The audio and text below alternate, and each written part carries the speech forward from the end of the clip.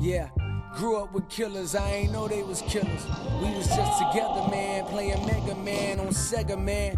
Your mama loved me to death, she reminded me of a fiendie. Yeah, real black queen, if I had a genie, I wish that she ain't struggle no more.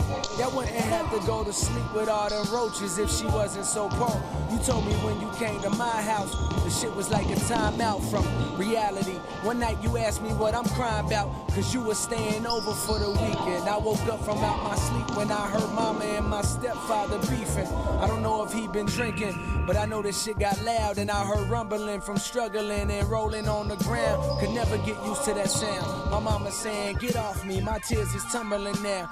I wish that you never saw me, cause I felt like a coward, so powerless, I was only 12.